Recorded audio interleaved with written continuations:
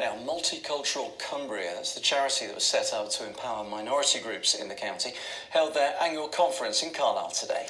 The Race to Be event focuses on promoting racial equality and inclusion. Our reporter Ryan Dollard was at the event and has been chatting to some of the speakers.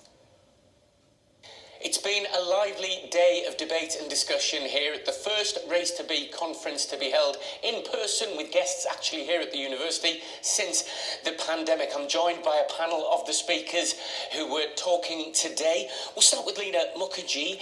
Lena, what are the priorities for multiculturalism in Britain in 2022-2023?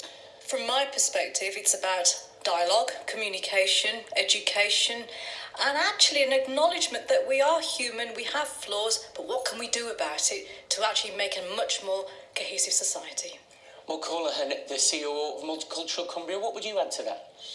I would add, with a big dose of fun, and let's lighten things and let's have a dialogue. Yes, we're talking about serious things, but we don't have to feel unhappy about that. We can join in together and bring a new way of looking at these issues and sharing that with the whole community.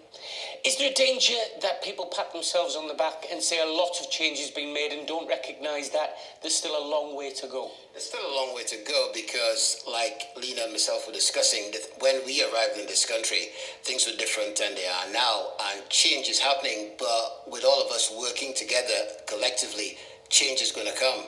We're running out of time, but I would like you all to have a final word. I'd like you to just tell me one thing you'd like to see change before the conference next year. One thing I'd like to see change is that governing bodies get behind the voluntary sector and support us so change can become a part of day-to-day life. I would like to say that all of us, including white Cumbrians, join in the story and the continued dialogue that we've got. A final word for you, Lena. For me, again, it's education and dialogue and communication, right from bringing those ideas into school from the age of 4 and seeing policy changes, including more about diversity and culture and inclusion, but also about employers. I think it starts there. So we start to normalise this as a part of our milieu rather than them and us. I was from Birmingham, and that took years to form an integrating multicultural city. But we have to start somewhere, and we start from where we're at. No shaming, no blaming. There's hope, and we make the difference. Ladies, gentlemen, thank you very much. It has been a very interesting day.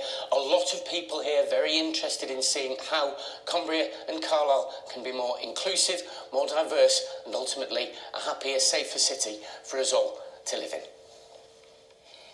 The ITV